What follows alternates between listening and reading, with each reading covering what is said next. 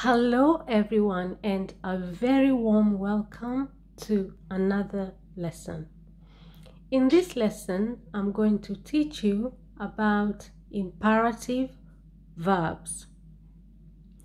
Now, before we begin the lesson, please do not forget to subscribe to the channel and give this video a thumbs up if you find it useful and informative. Thank you. Now, let us begin. What are imperative verbs? Imperative verbs are verbs which we use to give someone an order, instructions on how to do something, advice, or a warning. So, in other words, imperative verbs really are just the normal verbs, but what makes them imperative is how we use them. So, imperative verbs are not special verbs.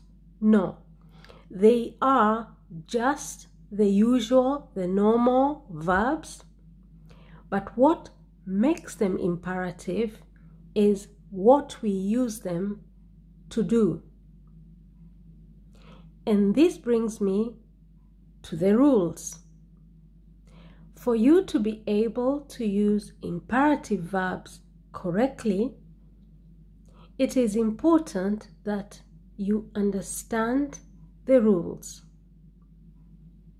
Rule number 1. Use imperative verbs to give someone an order. If you want to give somebody an order, then use an imperative verb.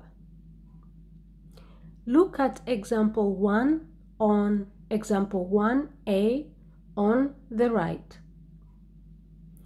Stop shouting. Shut the door. Now, you can tell from my tone that I'm giving somebody an order. Okay?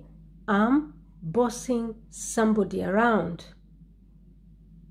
So if that's your plan, if that's what you want to do, then use an imperative verb.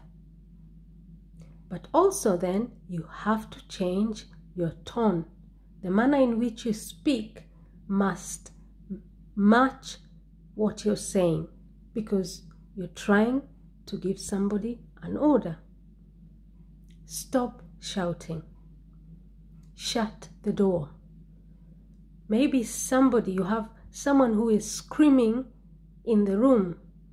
You are sitting in the living room, you're trying to watch television, or you're on the phone speaking to somebody on the phone, and you have a child who is screaming, or your little brother or your little sister. You have somebody who is just screaming. So in that case, you can use an imperative verb. You can say to them, stop shouting. Or somebody is screaming outside and you're on the phone. So you can tell them, shut the door. Shut the door. Stop shouting. Shut the door. So when you use an imperative verb to give somebody an order, you have to make sure that you change your voice, the way you say it, because the two of them must match together. Now, let's move on to rule 1B. We use imperative verbs to give someone instructions on how to do something. So when you're trying to explain to someone how to do something, you use imperative verbs. Like, for example, If you want to know how to bake a cake, when you search for the recipe on how to do it, you will find that the instructions are written using imperative verbs. Look at example 1b.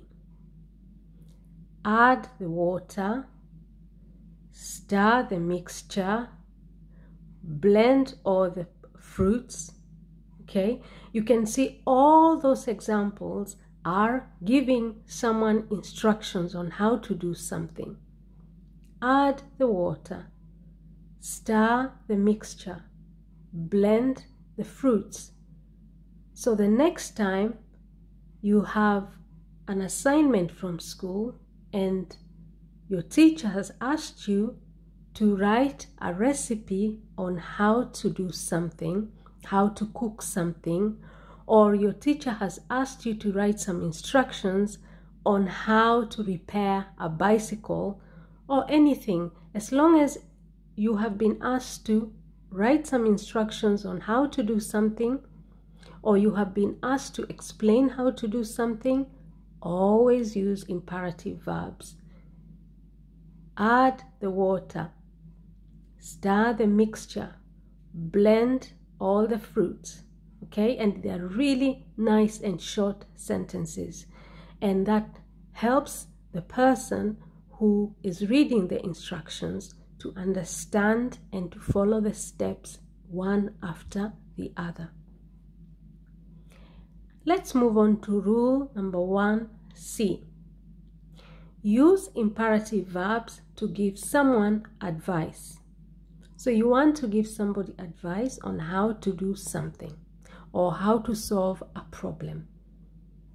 Use imperative verbs. How do you do that? Look at examples C. Number 1C. Call him later. Take your medicine on time. Okay? Call him later. Maybe a friend has come to visit you and they are really angry about maybe their brother, maybe their husband, maybe a colleague at work. They're so furious, they just want to speak to them and give them their peace of mind. And because you're a wise friend, you advise your friend to wait until they calm down. So you could say to them, call him later. Call him later. The next example, take your medicine on time. Take your medicine on time. Maybe somebody is on medication. They have to take their medicine 3 times a day. And sometimes they forget. If they're supposed to take their medicine in the morning, they take it at lunchtime. So to give them advice, you can say to them, take your medicine on time. Take your medicine on time. So, this brings me to rule number 2. Use you or do before an imperative verb to give extra emphasis. So if you want to give extra emphasis, you want to stress what you're saying, then use you or do before the imperative verb. How do you do that? Let's look at examples 2. You shut up. You shut up. Now, that is an example of an order. You shut up. The next example, do stop screaming. Do stop screaming. Again, you're giving someone an order. You shut up. Do stop screaming. So if you want to give extra stress, extra emphasis, if you're really angry and really irritated about something, and you want to make sure that the order is very clear, then add you in front of the verb. Add do in front of the verb. Like in example 2, you shut up. We have got you in front of the verb shut.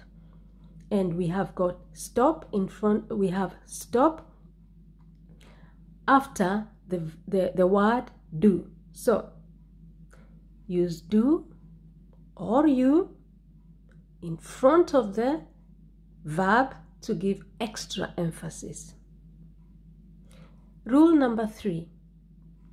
Use do not, or in this case don't. Use don't or never to construct a negative imperative sentence.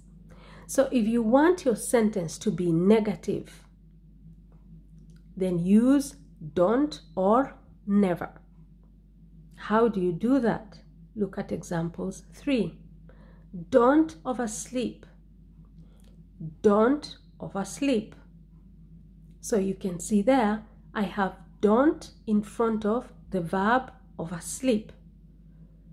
Maybe your brother or your sister likes oversleeping so much, and tomorrow morning you have a very important appointment that you need to go to with your brother. So you say to them before you go to bed, don't oversleep tomorrow. Don't oversleep tomorrow morning. Okay? Now, the next example, never shout at your mother. Never shout at your mother. Okay? So, in this case, I am using the word never to construct a negative imperative sentence. Never shout at your mother. Don't oversleep. Don't eat your dinner yet. Never scream when I'm on the phone. Never scream when I'm on the phone. Okay, so those are just a few more examples. Rule number 5. Use an exclamation mark at the end of an imperative sentence to give someone an order or a warning. Use an exclamation mark at the end of an imperative sentence to give someone an order or a warning. So, if you want to use an imperative verb to give somebody an order, use an exclamation mark at the end of the sentence. Okay? The exclamation marks indicates that it is either an order or you're giving somebody a warning. How do you do that? Look at examples 5 on the right. Sit down. Sit down. You can see the exclamation mark at the end. It means it's an order. The next example, be quiet. Be quiet. Okay? You can see that is also an imperative use of the verb using an exclamation mark to indicate that it is an order. Now, look at example 1D. Watch out.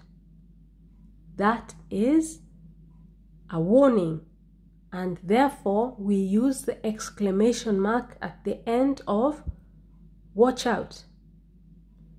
The next example, be careful. That is also a warning, so you use an exclamation mark at the end of that sentence. Look at example 1A. Stop shouting! Exclamation mark. That is also an order, so you use that exclamation mark at the end. Shut the door! Exclamation mark. Again, that's an order. You use the exclamation mark at the end. So, always remember, when you want to give somebody an order or you want to give somebody a warning, when you construct the imperative sentence using the imperative verb, write the exclamation mark at the end. Because usually if you had to say these words, then you would kind of raise your voice. You would kind of shout. So that's why you put that exclamation mark. And finally, rule number 6. Use please at the end of an imperative sentence to make it polite. So, if you want to be polite, but at the same time you want to give somebody an order or a warning or advice, then use please. Okay? Using please, you can make any imperative sentence sound a little bit more polite. How do you do this? Look at example 6. Sit down, please. Be quiet, please. You see, example 5 was an order, but example 6 is much more polite. Sit down, please. Be quiet, please. Stop shouting, please. Shut the door, please. Watch out, please. Be careful, please. Okay? So, when you want to make an imperative sentence sound a little bit more polite, then use the word please at the end of the sentence. Now, what you notice then is, as I conclude this lesson, is that an imperative verb is not a special verb. It is just the usual type of verbs that we have.